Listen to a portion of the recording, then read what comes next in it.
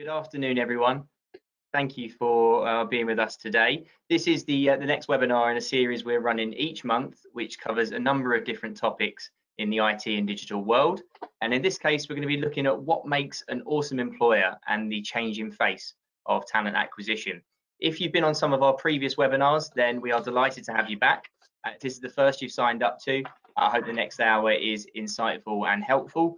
My name is Paul Crisp. I'm one of the senior account managers within Just IT, and I'll guide you through the next hour. We all know how tough the last 6 months have been. Personally, we're having to adapt and change our behaviours, and for businesses, this is also the case. The Prime Minister's update on Tuesday shows that we will have to continue to adapt. And today we're going to cover areas that will hopefully support your business moving forward, including using technology to support recruitment, covering tactics to develop staff in the new normal, and how to nurture a digital culture that will keep staff engaged within your company. Just to kind of cover the format of the session, if you've not been on here before, there'll firstly be some comments from our Group Commercial Officer, Lee Dempster. He's going to give some context to what we'll be discussing today. We'll also run some polls, so we want to engage with you, our audience, and that will be to gauge your opinions on topics relating to this. And hopefully that will be able to kind of lead to a panel discussion based on some of the answers you'll give. We have some fantastic panelists covering HR, covering recruitment, development, and technical aspects.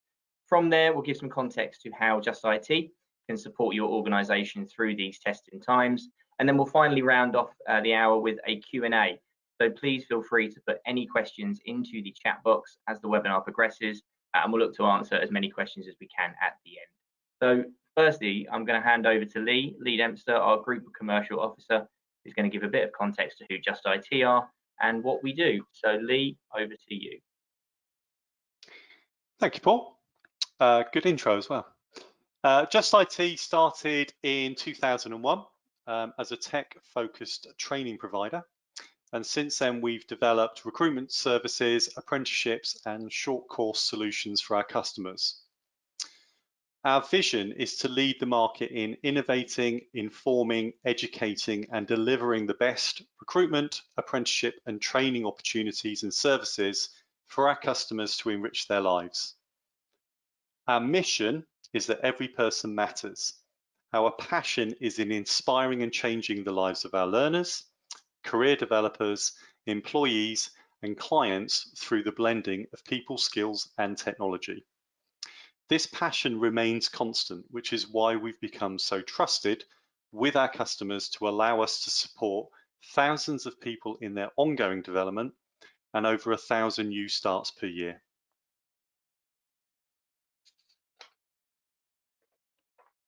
Thank you very much, Lee. We're going to do our first poll of the afternoon to get a bit of interaction with all of you. So James, over to you. Yeah, thank you, Paul. So, ladies and gentlemen, the poll will be shared with you very shortly, and you'll be able to select one of the appropriate answers that best suits you and your organisation. The first poll is, which of these technologies have you used more in your organisation since lockdown? So I'm going to launch that poll right now, and it should be coming onto your screen now. So we've got MS Teams, Zoom, Blue Jeans, Google Hangouts, and Skype. So please vote accordingly. I can see the votes are flying in.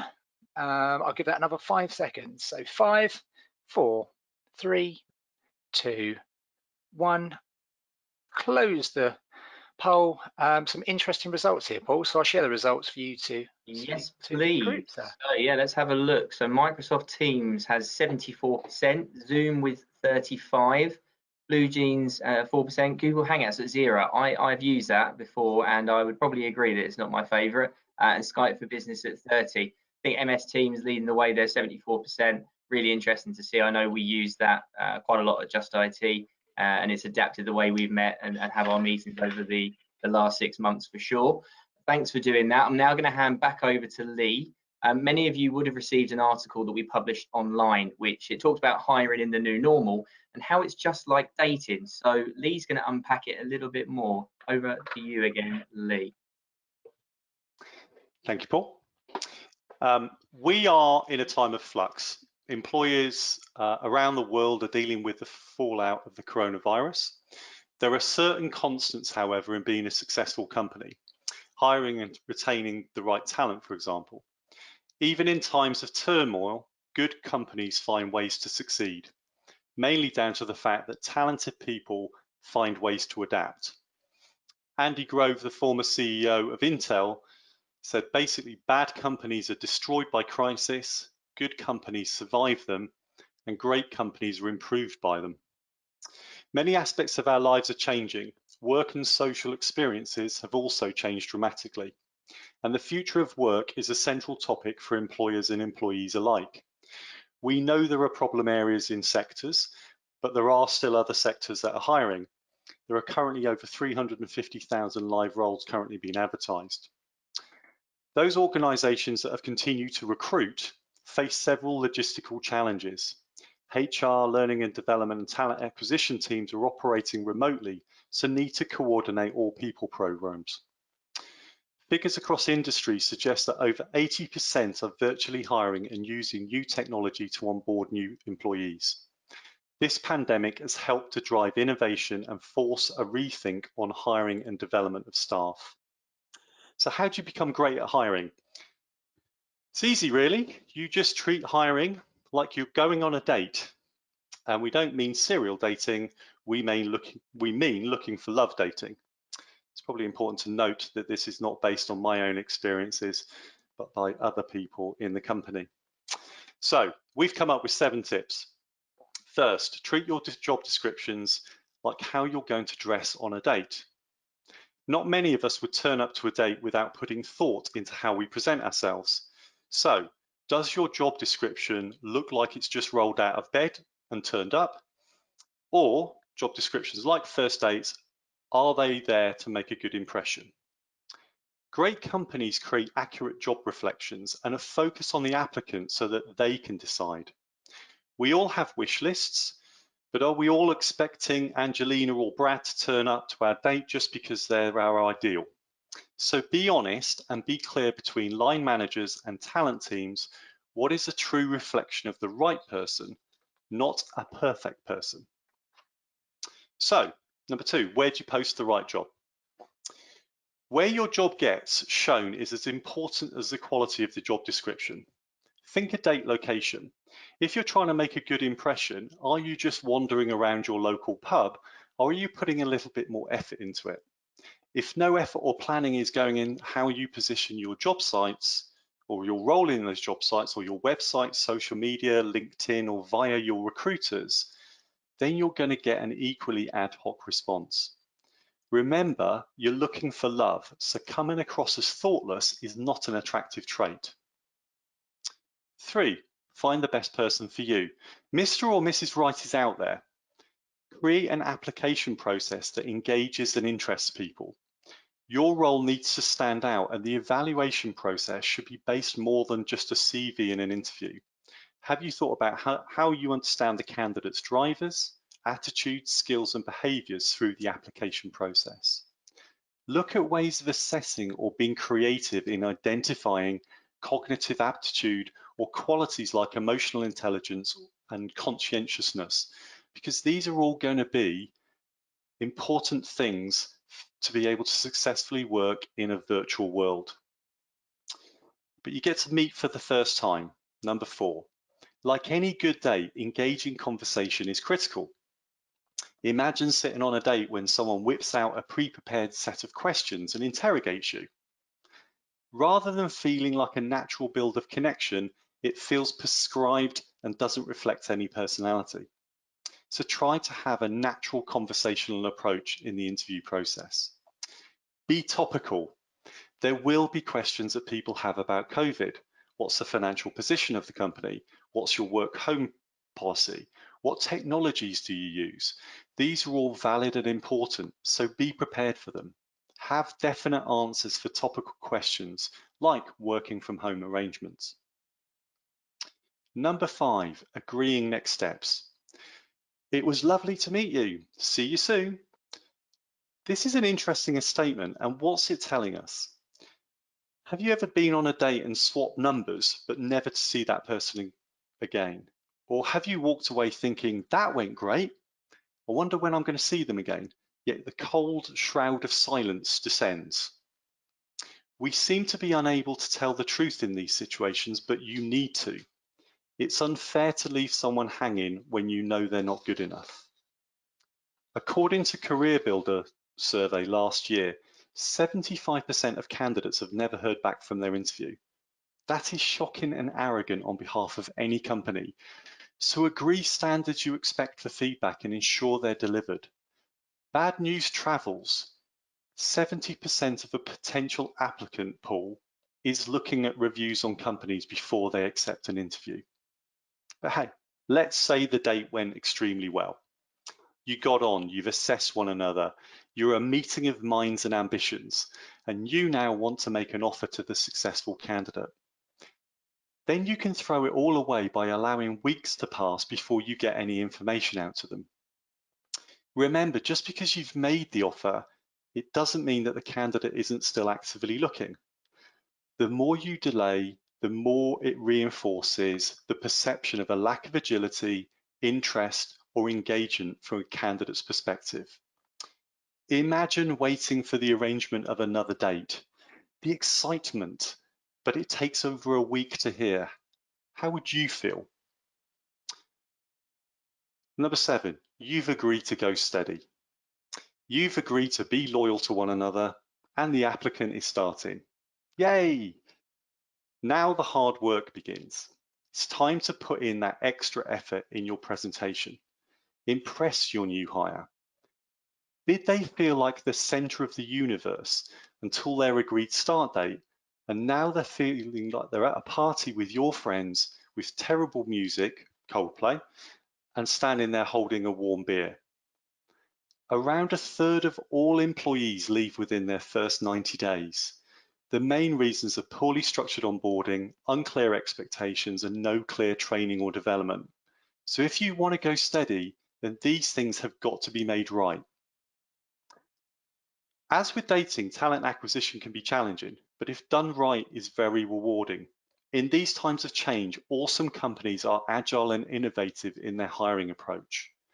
If you want your happy ever after from your hiring, then review your current recruitment processes, ensuring you have the right technology, people, and plan that is aligned with the challenges of finding great people in the new normal. By not having this focus on finding the right talent for your company, you could be heading towards sitting on a sofa, watching a sad movie, eating ice cream, lamenting the one that got away. Ah, the one that got away. Thank you very much, Lee. And a very interesting dig at Coldplay there that I know that someone who works at Just IT will not like. So I'm sure that will get mentioned at another point. Really, really interesting insights. And we're going to go back to a couple of polls now before we do our panel discussion. So over to you, James, for poll 2. Thank you very much. I'm smiling from ear to ear. I love that. Okay, so poll number 2, once again, it's interactive. So the poll, once I share onto your screen, please do select the answer that works well for you or your company. So what working model will you adopt in 2021? A year I think we're all begging to come around. So let's go and share that poll with you right now. So I'm just about to launch that. So that should be coming onto your screen in a few seconds. Here we go. So there's about 4 or 5, there's 5 options there. So please click one that you think that you adopt. It might be something in your opinion that you'd like to adopt and put forward to your hiring managers or companies. So we're getting quite a lot of votes, which is fantastic. So I'll give you another 5 seconds on that. So 5, 4, 3, 2, and 1. Paul, I'm going to close that poll and I'm going to share it with you. Some interesting results. Let's have a look. So we've got fully remote and virtual at 19% mainly. So that kind of mainly remote and away from the office at 50%, a hybrid at 31%, and wow, mainly and fully office based with 0%. So some interesting insights that the panel will discuss shortly. Before we do that, we've got one more. Let's see what poll 3 has. Over to you again, James. We have, so I'm going to hide this. And the poll 3, which of these areas do you feel your organisation needs to develop over the next 6 months? Very good topic in today's market. So let me launch that, which has the 5 answers that you can choose from. So please, audience, click away and select which one works for you.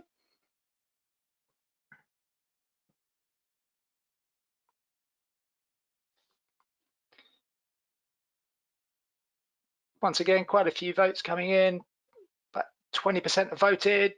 Oh, that's flying up now. Could you please use the next 5 seconds? 5, 4, 3, 2, and 1. Let's close that now. Bit spread, this one, Paul. I'll share the results with you, sir. Lovely, thank you very much. Let's have a look. So the use of technology to support recruiting is the lowest there, with just over 20%. Quarter of you with hiring the right digital skills, just under half around developing staff, half of you around nurturing that digital culture, and around about 38% recruiting a flexible workforce. Thank you so much for doing that and interacting. So we've got some food for thought for our panel. So we're now going to move on to our panel discussion. So what I will do, if it's okay with you, our attendees, is I will invite you to come on one by one, do a quick introduction, but then if you can kind of bring this this bio to life and explain kind of what are your motivations for being on this webinar with us, that would be greatly appreciated. So on to the next slide. The first person we're going to call onto the screen is Jordan. So Jordan, if you'd like to come on screen for us, that would be fantastic.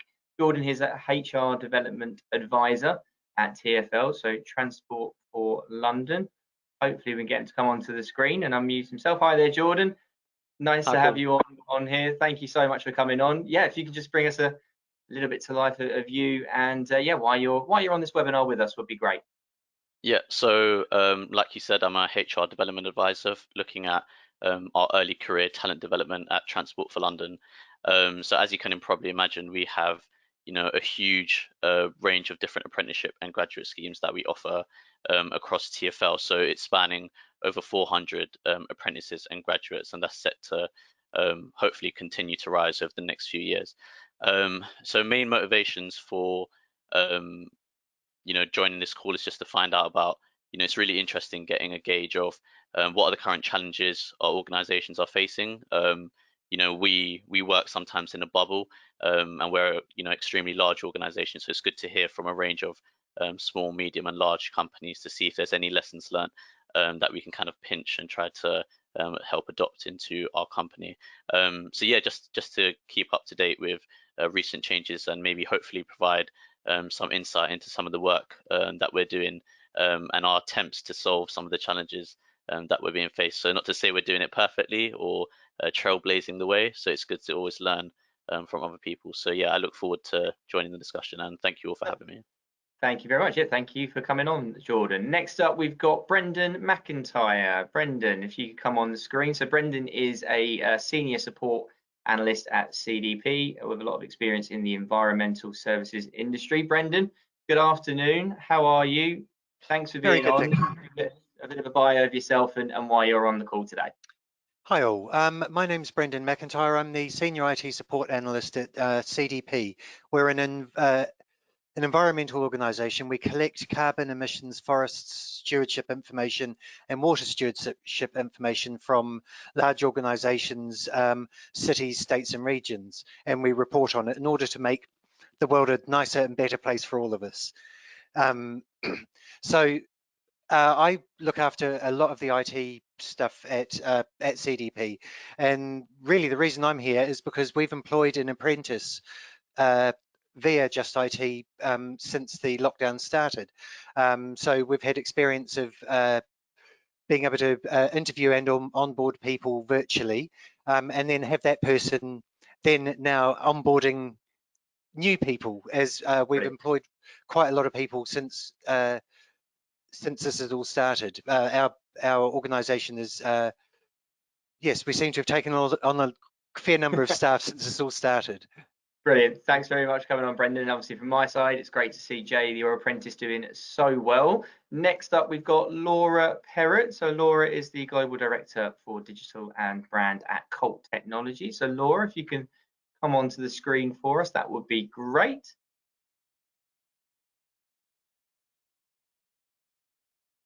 Hi, Laura. How are you? Hi there. Good, thank you. So, yep, I'm Laura Perrott. I'm the Global Director of Digital and Brand at Colt Technology Services. So we are a global network and voice connectivity provider. And what we do is we plan to transform the way the world works through the power of connectivity. So hugely important, obviously, in times like these as well.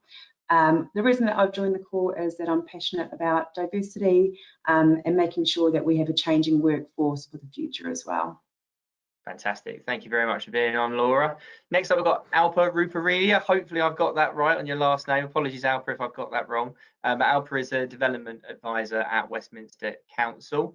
If you'd like to come on the screen for us, Alpa, that would be great.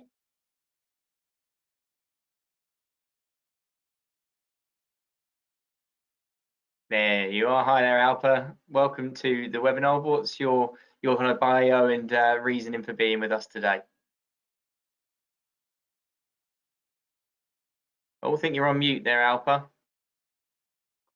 There's always one. Sorry. There's always going to be one. We always know that. Welcome. I know. I did say I'm not familiar with the system, so there we go. A technology development need for me there. Thank you so much, Paul. It's lovely to be here. So thank you for the invite to be one of the panelists today. So I work for Westminster City Council, which is one of the leading local authorities, obviously in the heart of London. I'm one of the I'm an apprenticeship lead at the council, and we have around about, actually as of this week, we have almost around about 200 apprentices actually on programme, which is really exciting. Recruitment at the moment is like most places at the moment in terms of, it has slowed down. We do support our existing staff to do a lot of kind of development opportunities through apprenticeships, and it's really exciting. So particularly in terms of engagement, etc., in terms of that as well. So thank you very much. Lovely. Oh, thank you for being on. Really appreciate it. Last but certainly not least, a face I know very well because he works at Just IT. He is our Group Operations Officer. His name is Lewis Fraser. I see, Lewis, are you on the camera? Right? Yeah, there you are, Lewis. So if you can give a bit of an introduction to yourself and why you're on. I just feel like I should say that I'm the Coldplay fan, but so I appreciate you. Yeah, I'm the Group Operations Officer at Just IT, and I don't need to go through what we do because Lee's covered that. I've been doing staffing for 20 odd years now, so I'm here hopefully to offer any insights to any of the questions that might have come up. We're supporting 700 clients now across Just IT, whether that be permanent contracts, and particularly on the apprenticeship side. And I also happen to do all of the hiring and onboarding at Just IT. And you think we have all the answers, but actually we don't. So I'm particularly keen to understand what other people are doing, particularly with the onboarding side. Excited to hear about that. Brilliant. Thank you very much, Lewis. So great to have you all on board. I'm going to pass the baton over now to our Client Services Director, Richard Lambden. He's going to lead around about the next 25 minutes or so to have a bit of a discussion with you. So Richard, over to you. Thank you very much indeed, and thanks again to the panel. I think each time we seem to get a stronger and stronger panel, and I'm really excited to pose some questions at you today. Before we get into the 5 kind of areas that were highlighted in the invites that went out to the audience, I thought there was a couple of interesting results that kind of jumped out from the polls, and I thought people might like to comment on. Obviously, we designed the question about the working model for 2021 before we knew the announcement for the likelihood for the next 6 months, so that might have skewed the scores a little bit.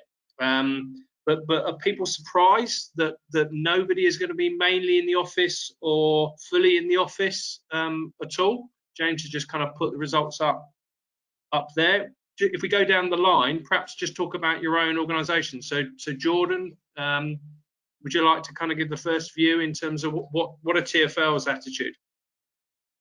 Yeah, sure. So I think just looking at the results, I think it's something that's likely, from my opinion, to happen, roughly that type of split.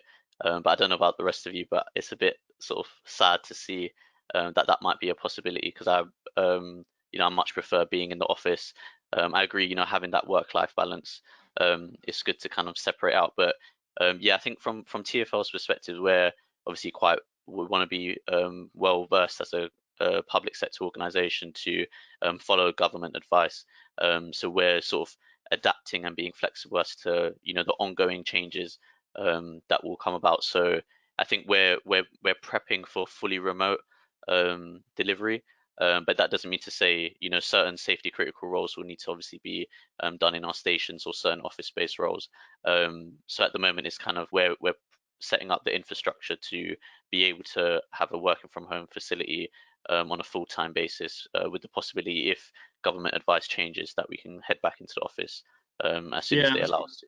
It's interesting because there's only last week, I think the Office for National Statistics came out and said actually that 62% of us were now commuting back to work, compared to 36% in May, which obviously would be good news, particularly in London for TfL using your services. But it looks like that those numbers might kind of tail off again. Brendan, what's the attitude in CDP? Are they you're clearly at home, and I love the New Zealand geese behind you, by the way. Thank you. What's the attitude of CDP? Are you at home, at work? What are people doing? So we have offices worldwide, and in some countries now, China and Hong Kong, I think they're back in the office there.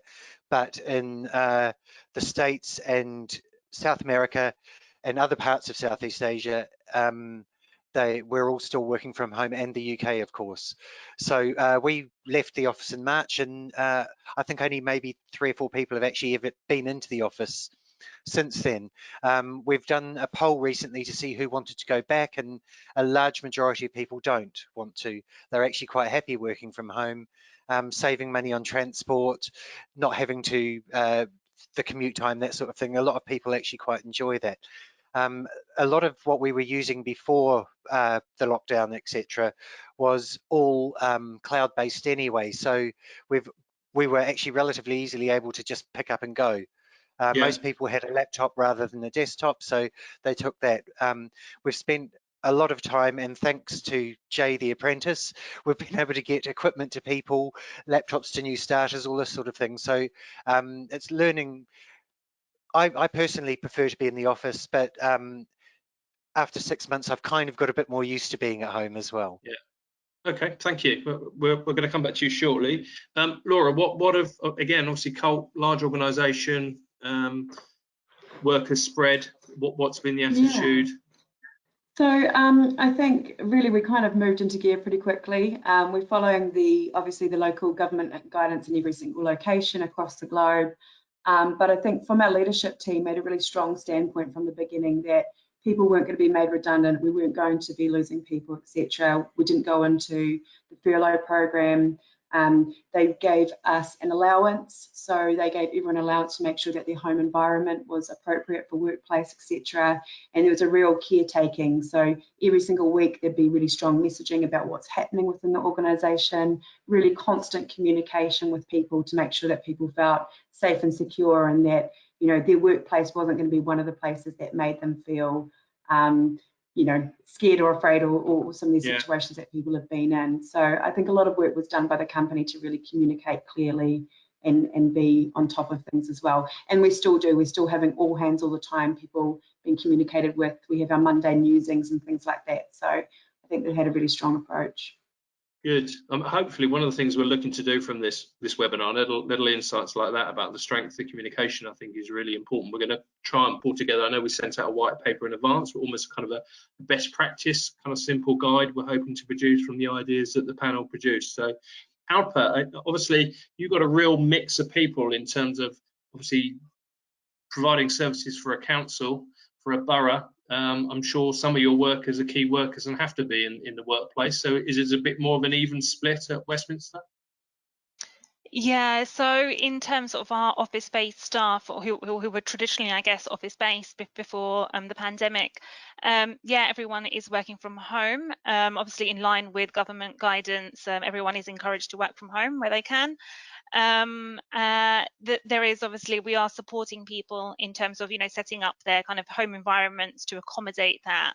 but we are keeping the office open at the same time, because we do recognise that people do need to go in sometimes for their role, but also for their well-being as well, which is really key as well, that in terms of supporting that aspect of things. Yeah, and as you mentioned, Richard, I guess we do have a lot of frontline workers, and in terms of that, of course, there is going to be less flexibility in terms of their role. So yeah, in terms of that will be slightly different. But in terms of our office-based staff, yeah, it would be yeah, working from home for the foreseeable future. Okay, cool. And Lewis, not just from obviously from our perspective as an organisation, but you also have a role looking across our recruitment services division, and obviously interact with clients. You said 700 clients at the moment working with us. What are your general findings? What do you think people are doing? You're on mute, sir. You're on mute. So I was just making Alpa feel better. It's normally we have something like that. It's not just the clients, it's the candidates as well. I'm not surprised at all about the results. I mean, there's COVID and there's hopefully post-COVID. So in the COVID world, I'm not surprised at all that majority of organisations are working at home or planning to be more at home. And I think that's what candidates would like.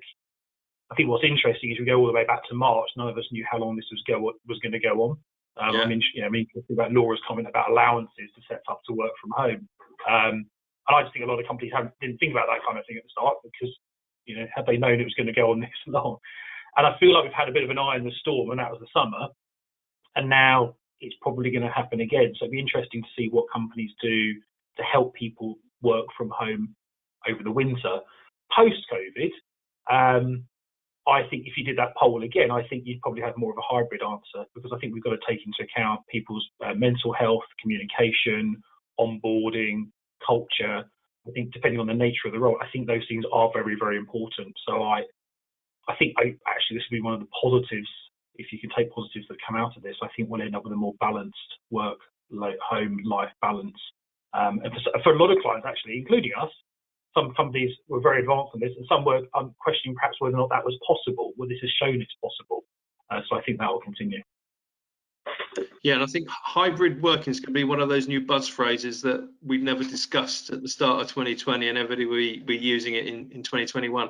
I'm going to go to each of you in turn now and explore the 5 areas that we're particularly looking at. And Brendan, if I can kind of come to you first. When we chatted in preparation for this webinar, you were telling me, I think it was something like you'd onboarded as an organisation, something like 120 people in lockdown, which is a phenomenal number of people. So, so how has the organisation kind of gone about that from a logistical viewpoint? And I guess if you want to bring in the IT perspective in terms of yourself, how have you managed that process, both in terms of how's the organisation recruited, and then how have you onboarded them? Right. With the recruitment, fortunately, we've got an HR team that kind of looks after that side of things for us. So it's been advertising in the standard places that we would normally do, environmental sites and magazines and whatnot. The IT side of things, so we've had to be getting equipment, getting it set up and getting it to people so that they can start with it, hopefully. Doesn't always work, but we've been very, very lucky in that a lot of people starting have had to use maybe their own laptops or whatever initially until we can get things to them. We've extensive use of Teams and also WebEx in order to do the onboarding, the inductions, that sort of thing. I mean, as I said before, it was very lucky. We were pretty much in the cloud for absolutely everything we used anyway. So it's been not a big step just to go home and continue using the things that you were using in the office anyway. But it's, from my point of view, it's lots of it sort of, with giving people inductions and things, it's much nicer to do that sort of thing in person than via a video call. How many times have we all heard over this last 6 months, can you hear me? Or I can't hear you, that sort of thing. It's just become part of your day-to-day conversations, pretty much every webinar that you do or team call or whatever. So for the most part, it's we've just been lucky that we had a lot of the cloud based things in place already. A lot of people are very familiar with using them, so it's not actually been too difficult. I mean, the biggest part really has been getting hardware to people for us. Okay, cool, thank you. And Lewis, in terms of, again, thinking about your clients, not necessarily so much Just IT and our own staff, have you seen, in terms of that recruitment, changes in process? I mean, obviously, you know, less face-to-face, more telephone, but anything else particularly have you noticed in terms of change in process? Yeah, the new word I'm hearing is pre-onboarding. So, you know, perhaps in the normal days previously, you know, your first day might have been meet with HR, meet with finance, go with your payroll and all that. And of course, these days it's got to be the technology side that comes first. So pre-onboarding, and as Brenda was saying, making sure you're getting the hardware out to people, but then making sure they can actually use it. You know, otherwise they're due to have a meeting on 9 o'clock on day one and they can't do that. So onboarding and how you do it, I don't think necessarily is changing, but the order in which you want to do the onboarding processes now, probably starting with the technology side before obviously you set up a conversation with HR and so on. And then the obvious thing that goes through most candidates' mind, and I'm sure it would go through any of ours if you were joining an organisation, is, you know, the cultural side. How do you get to know people? So, you know, we're all used to sort of walking around the office. But now, sort of, you know, setting up an agenda so they can book in those Teams calls with the key people, making sure they've got a buddy, someone they can go to straight away. I think these are sort of the key things that we're seeing now. Cool. Okay. Thank you. Alpa, I know when we spoke, one of the things that was on your mind was the impact, not just in terms of use of technology, but also in terms of working from home vis-a-vis working in the office on the different generations. And obviously, you've got a whole range of people within the council of all ranges, from youngsters starting apprenticeships through to people who've been in the council 30, 40 years. What sort of things are you doing? What's on your mind around this generational gap? Yeah, so I definitely think that this situation has definitely highlighted those generational differences, particularly in terms of when we're talking about working from home. A lot of our sort of younger employees, and particularly when we're talking about our apprentices, that this might be their first job. You know, some might be relatively new, so they, you know, we did have a cohort of apprentices that started at the beginning of the year who were not necessarily as established in their role, and were probably in their role for about maybe 5-6 weeks, and we all went into national lockdown. And I think so that has been quite a challenging time for them in particular. I think it has been challenging for different groups of people in different ways. I know people have had to juggle and balance caring responsibilities, and their home environments haven't necessarily been set up for that. And we definitely see at the council that there's definitely a trend with that, in particular thinking about our apprentices who may be, you know, living with family and living in maybe limited space and things like that as well. So not necessarily set up or working just from their bedroom. And when we're talking about work-life balance and sort of switching off, and at the end of the day, it does become quite difficult, I think, for a lot of employees as well. So yeah. Are you taking any steps to kind of help with those, ensuring that, you know, everybody's got those digital skills? Because clearly those are going to be, you know, pretty vital, aren't they, if we're all going to be working from home on different platforms? Yeah, so we definitely are. We're definitely doing a lot of training for people. We're definitely offering that in terms of people accessing that and giving people time, and, you know, letting things go wrong sometimes. You know, sometimes polls don't work and things like that, and you are on mute and whatnot, and it's fine. And it's just kind of exploring all those different aspects, I guess, that technology can offer, and seeing it as an opportunity. I think when we're talking about, for example, this hybrid culture, I think it's a fantastic opportunity. But at the same time, it can pose quite a lot of challenge as well, because we know we can work from the office and we know we can work from home. But how do we actually marry those two together when you're in a meeting and some people are at home and some people are in the office, and how does that work? So I don't think we have cracked it. So we're probably, you know, still on our journey for that. So yeah. Cool, thank you. Laura, if I can come to you next. I know you're very passionate, you said earlier, about diversity, and you're very keen to kind of get more girls into IT, for example, is one of the things I think you lead on women in tech. how can, $64,000 question, how can we achieve that? What advice can you give to try and encourage more girls into I'll probably need 5 hours rather than a couple of minutes. Give us the answer. So I think, as we're all aware, there's absolutely no silver bullet here, but some of the things that we're doing at Colt, and I'm proud to be part of our women's network there, is really looking at different stages of that journey as well. So whether it be identifying younger women, encouraging them to get into technology, there's great programs like Tech She Can. Also acknowledging some of the things that stop people from progressing, things like confidence gap that starts when girls are teenagers, for example, and acknowledging that. Also, once they're kind of getting, I'm talking about recruitment, but also looking at once they're in their company, are we looking at development beyond non-traditional development? So it's not just about doing skills and things like that, it's also about looking at, as mentioned, things about confidence or working on development areas that are specific to, different genders or different types of people. It's also, as we mentioned, about that adaptiveness. So, particularly if you look at women who maybe are carers, you have a big dropout of women going further within their careers in the later stages of their life, actually. And a lot of it is because they might be carers, whether that be to children or older parents, for example. And a year ago, if you'd said to somebody, oh, what if this person works from home a couple of times a week? Or what if this person has to leave early a couple of times a week or starts later? People would have said, oh, no, can't do that. They have to be here. They have to be here from 9 to 5. And I think the situation has totally shown us that that's not the case. Sorry to cut across. That's a really interesting insight, actually. So do you think, in terms of trying to level up that playing field, because let's face it, 50% of the population are female, 50% are male, so we're missing out on a huge percentage of the population if we're discounting women from getting into IT careers. Do you think actually another possible benefit of the kind of situation is it will help more women get into this sector?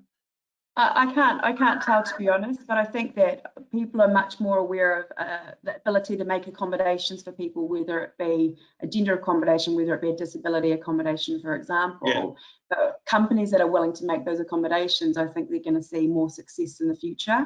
I will say too about recruitment. When we look at, particularly in the tech industry, it's really unlikely that you're going to get a lot of women that have maybe over 10 years experience. So look outside of the industry, look at people with different skill sets, make acknowledgements about, we have a returners program at Colt, for example, that acknowledges that some people have a couple of years outside of their, a working career, looking outside of those sort of normal things that you look at CVs and things like that, and be a bit willing to look for diversity in that future workforce. So are the transferable skills there as important, Laura, as perhaps the techie skills in that case? So this is something that we spoke about as well. When I did the Just IT interview, when I did my briefing session, one of the things I sort of said was, I'm not really fussed about what school they went to. I don't care if they, what uni they went to. I'm really about what person that they are. Are they keen to learn? Are they willing to be? Do they feel passionate about things? Are they doing this in their spare time because they might not have the skills and experience, but they've actually managed to make their own Instagram account, or they've started this following or website? And that's what I was looking for. I was looking for the passion and the interest, not necessarily the work or uni experience. Superb, thank you. Jordan, I know I'm going to make an assumption here that I guess the attrition rates may fall a little bit over the next 6 to 12 months, because I guess people in jobs will be grateful they've got a job and they might want to kind of sit tight, if you will. But that doesn't mean to say that people won't want their careers developed. It won't mean to say that they won't need training and so on and so forth. And I know you're kind of very passionate in terms of how to develop staff, and you were talking to me about a couple of interesting initiatives that you're implementing at TfL. I think one is a performance management portal, and the other is kind of use of apprenticeship committees, graduate committees, newsletters, surveys. Talk us through a little bit about some of the work you're doing. Yeah, so like you said, there is quite a few initiatives. I think we did have sort of quite a good performance management process in place. Like I said, we have a very, very large amount of grads and apprentices, and we've got a complex support model where it's spanning we call them sponsors, and they're essentially the line managers or who take overall accountability for our grads and apprentice schemes in that particular area. So we have both a high number of grads and apprentices, a high number of a support model and managers that we advise. So when you've got that large span of people, what you need is a tool or way of tracking all of that data, some way to quantify their experiences and finding out what areas can we focus on. So my team are involved in with advising those managers on performance management queries and development ways of maximizing their potential. We need to have, in order to do that role effectively, we need to have a platform that is able to collate that data from those grads and apprentices so that we can look at it on a strategic level as to what type of intervention we want to involve. So like Laura mentioned, there's a lot of focus on building soft skills. You can have someone that's really good at their role, that's a real technical expert. If they haven't got the soft skills that they need, they're always going to be limited in how well sort of they can flourish in their career and the value that they can bring. So if we can capture them, so I used to be an apprentice myself a few years ago, and if you can capture that early stage of them starting their career, whether they've come from school or not, you can set a real sort of high expectation as to what they should be involved in and the breadth of experience they should get. So yeah, we've implemented the portal where in the stages of gathering that information, we started rolling out some career development workshops. So people in my team are leading some of that workshops alongside the managers. I think it's really important that there's not only that lead from HR and from a development point of view, but that you've got the buy-in from the management team within that business area, so that the employees know that this is being taken seriously. And it's not a nice to have. I think with a lot of soft skill development, I think we all appreciate where we are in our careers, that soft skill plays a huge role. Now telling that to a grad or an apprentice who hasn't kind of seen that span out over years, the importance of how important soft skills are, is something that we're continuously looking to, how do we best communicate that information and really show them the urgency about how much it can multiply their career and their working lives. So some of those workshops, just to touch on, we've been doing stuff around internal upskilling. So we pay a lot into the apprenticeship levy. I think it's around, we would have to recruit around 700 or 800 new apprentices every year in order to meet our targets. Now, that's not sustainable workforce growth, and we're adapting to a more leaner organization. So we can utilize that levy, put existing staff on those apprenticeships, and that's a fantastic way and a cost-effective way for managers to upskill their staff so that it's fit for purpose for the future. But it's important that not only are we utilizing the levy, but we're understanding where the skills gaps are, collaborating with business partners on how to improve and develop their talent, so that from a strategic point of view, we're developing them so they're addressing our skills gap. But from the employee's point of view, they're actually being developed, they feel like they've been invested in, and that they're being engaged in. And also what's important is that we have a support structure in place that will be able to help them and their experience. If you have existing staff, now suddenly, we launched a pilot in London Underground, some of those people were well into those careers, and now they're being placed onto a leadership apprenticeship or a management apprenticeship. That transition needs to come. Sorry. Yeah, sorry, John, kind of cross me. I think just pulling some threads together there, because I'm conscious we've probably got a couple of minutes left on this panel. One of the things I'm hearing from all of you is kind of a bit of a common thread, is that actually communication with our staff is probably ever more critical than it's ever been. I think Laura talked about surveys. You're talking about engaging through a portal. I know clearly Lewis is nodding. We do a staff survey every 6 months. We've just done one, and the results are better than we expected. And Brendan, you talked about that close one-to-one contact. You prefer to do it face-to-face, but setting people up remotely is even more critical. Alpa, you talked about training people. So, I mean, that would be probably a common theme. But before we end this discussion, one thing that kind of occurred to me in a conversation I had with another client was, normally organisations have something to attract people, to get that first impression. Think of it from a candidate viewpoint. It might be your fabulous offices. It might be dressed down on a Friday. It might be the free fruit in the office and all the rest of it. Guys, we're all on a level playing field. We're all on Teams now. How do you make that first impression? Just a quick couple of thoughts in terms of each of you. Lewis first, I mean, how do you make an impression to attract the best candidates to organisation now when we're all in the same world? Well, when I go on a date, Richard, I always get myself boots on. So using Lee's, well, I think Lee covered some of it. I thought Lee's points earlier were spot on. Yes, gone are the days of relying on let's wait to the interview and then we'll show them around the office and introduce them to lots of different people. So without repeating Lee too much, and repeat some of it, yeah, absolutely. Yeah, your website, I think most companies are good at this now. The job descriptions need to be fantastic. Thinking about your interview process and who is on that interview panel. I was talking to a client the other day who's got a part of it, I think it's the second stage process, is somebody that's joined the business quite recently, spend 15, 20 minutes, and they were going off camera and then giving them a chance to talk about the onboarding.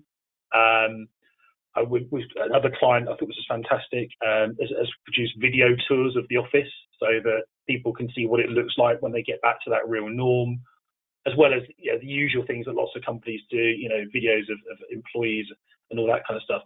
So some of that companies do anyway, but some of it I think is quite innovative and is probably good things to do in the new world anyway. Thank you. Laura, any thoughts from you? Yeah, I think being able to show your culture is really important. So showing across the world, across the globe, particularly on social media, works really well for the younger people. So we make sure at least weekly we have a Humans of Colt series where we go out to talk to people. So for example, we have a couple in Spain, a gay male who was one of the first people to adopt a child. We talk about his story and make sure that people can see that we're a really diverse, engaged, caring organisation. Superb. And I guess the other three of you are kind of all working for either charity or kind of public sector. Brendan, is there anything particular? I mean, I guess you're attracting people that are passionate about the environmental space, are you, to a certain extent? Absolutely, and I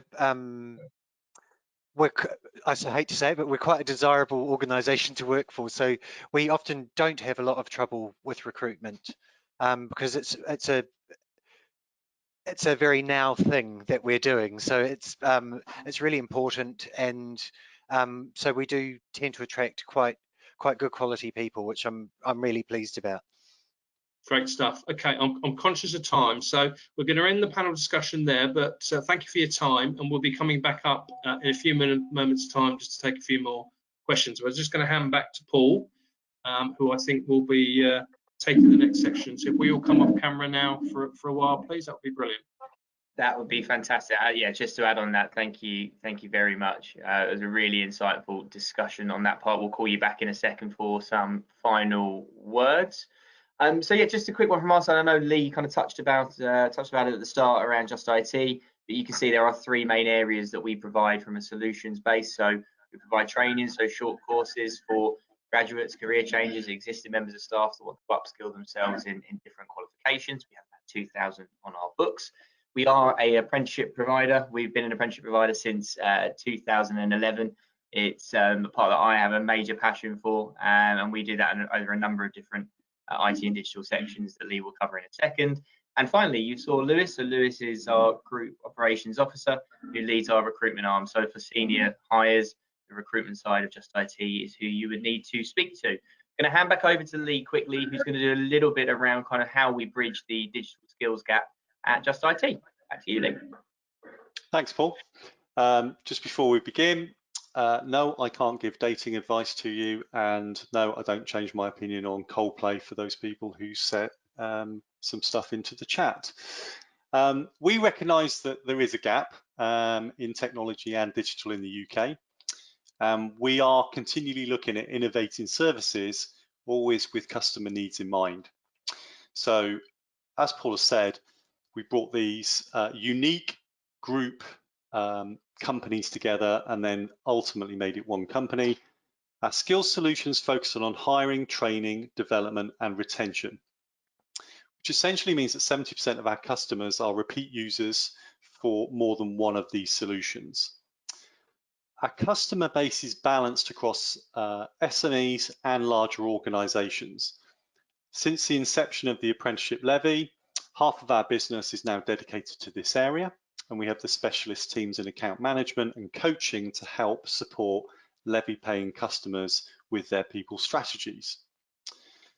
These specialist teams also support key campaigns, be it new hires, upskilling of existing staff, or different types of training that need to be sourced in the wider market.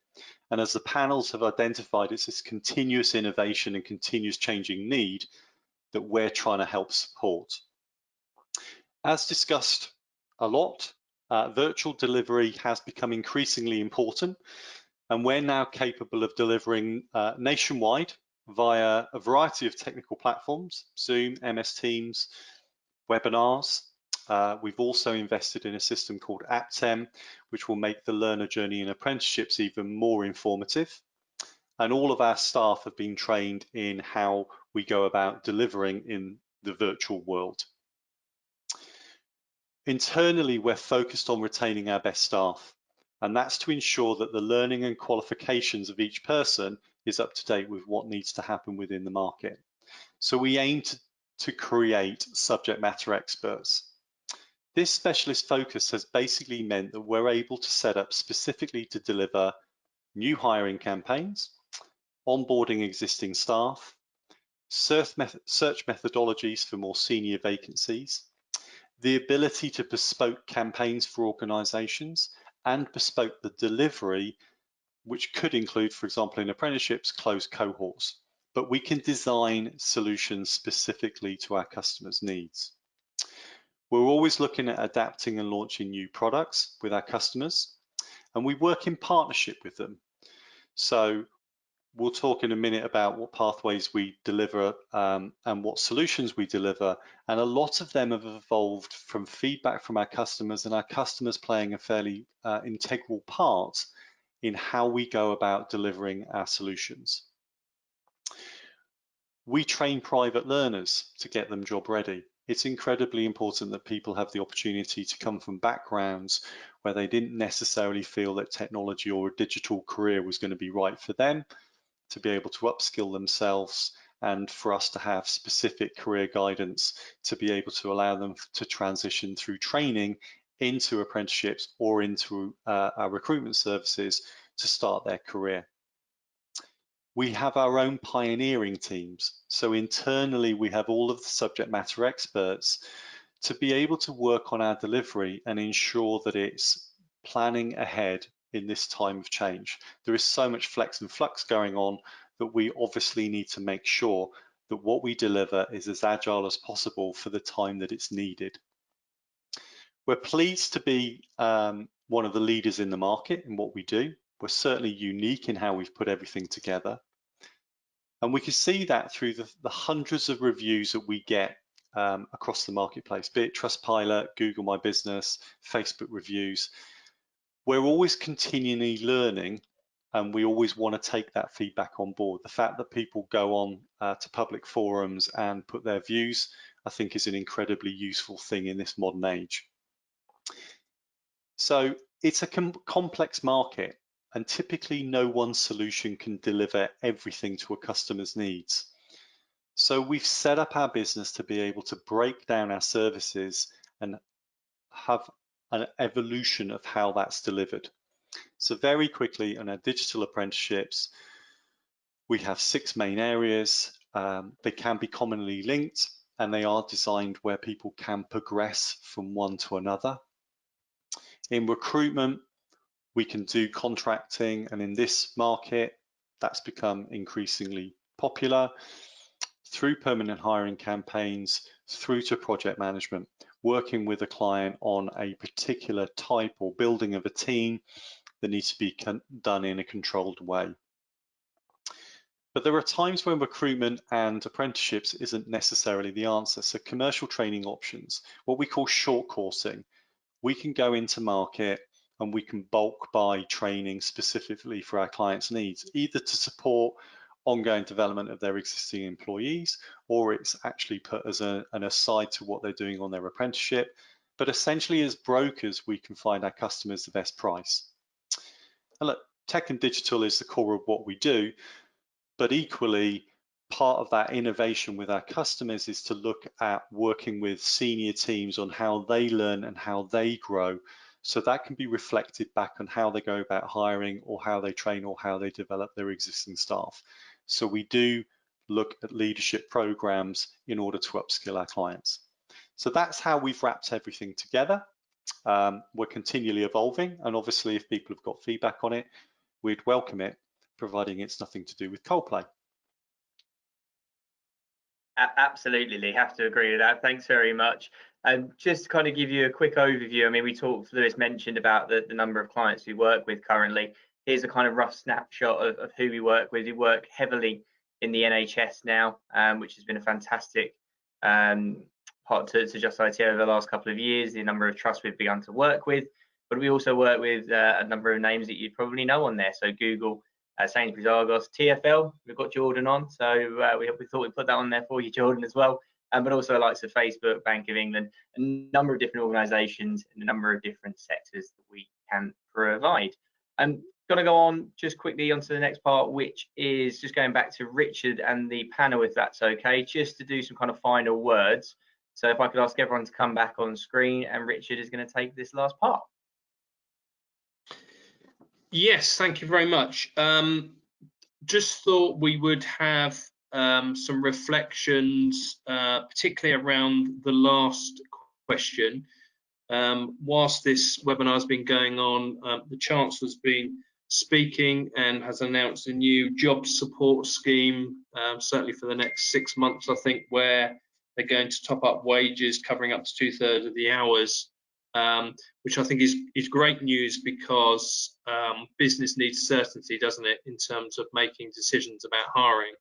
But if we go back to the last poll, just to remind you, 21% of people said they're going to use new technology, 25% focus hiring right digital skills, 46% tactics to develop staff, 50% wanted to develop and nurture a digital culture, and 38% wanted to recruit a flexible workforce. So from everything you've heard, panel, just kind of 30 seconds to a minute each, please, if we can. What do you think will be your priorities for 2021 in terms of your organisation? Laura, you're first up on my screen, so if I can come to you first. Sorry, just happened to be the order that you're in. So what would you say would be the priorities for Colt and you know, for your organisation next year? Well, obviously connectivity is more and more important. So really, from a work perspective, it will be really about, you know, making sure we have that, you know, premium secure connectivity worldwide. But from a recruitment and workforce perspective, I think it'll be really about making sure that we're looking after everyone's well-being. You know, as Alpa mentioned, it's kind of really key at the moment to make sure that whatever we're doing, whatever way we're functioning, our people always come first. Thank you very much, and thank you again for your time. Alpa, what do you think Westminster's focus will be? What would be the priorities from your perspective, either in your role with apprenticeships or in the wider business? What's your chief exec saying?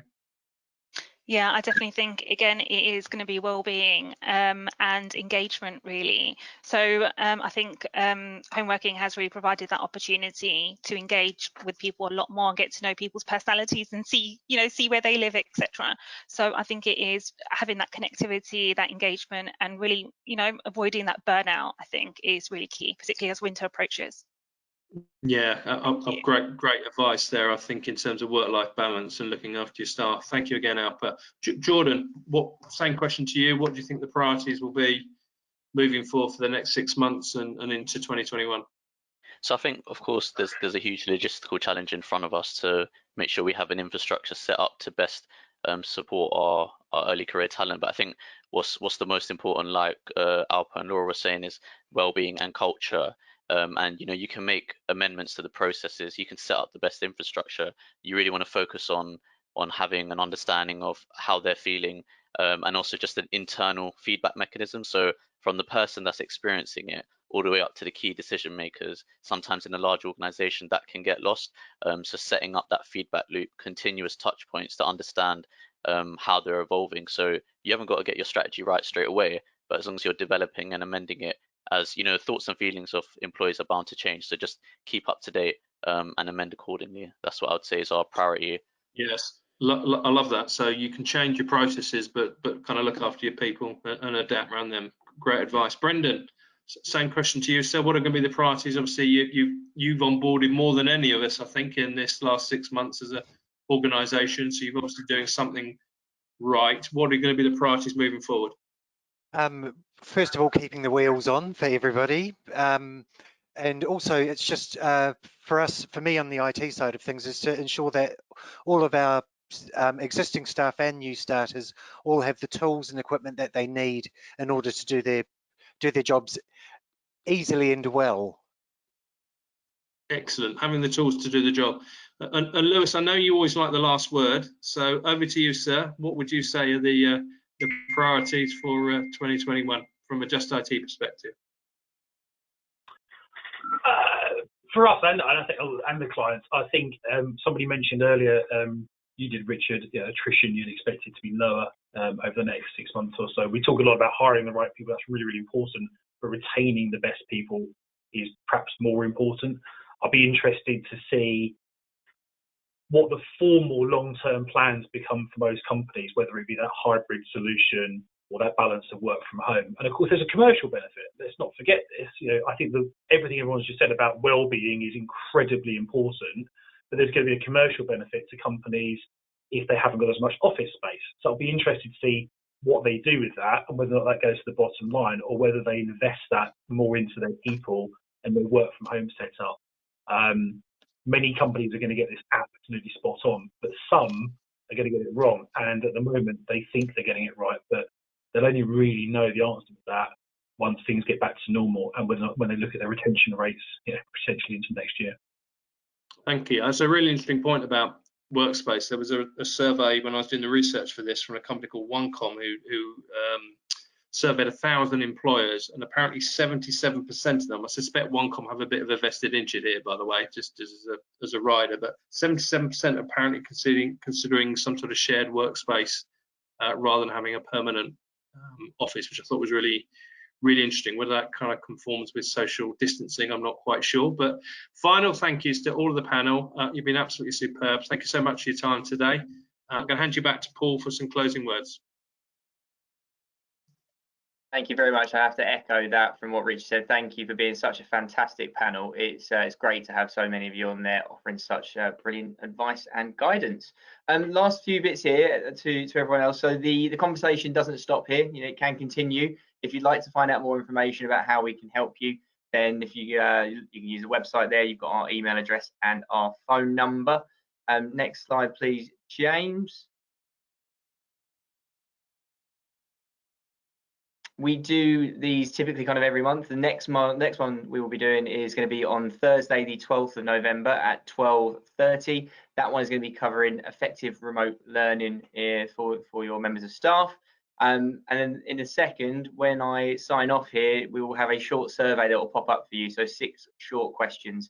So from our side, we'd love to hear your feedback and how we can improve. And as we continue to do these, I'm really enjoying being a part of this, and we want to make sure we get these as good as possible and give you as much information. So please do give your feedback after. From my side and on behalf of Just IT, thank you to our audience. So thank you to our panelists. Hope you enjoy the rest of your day. Have a lovely day, and thank you very much. Goodbye.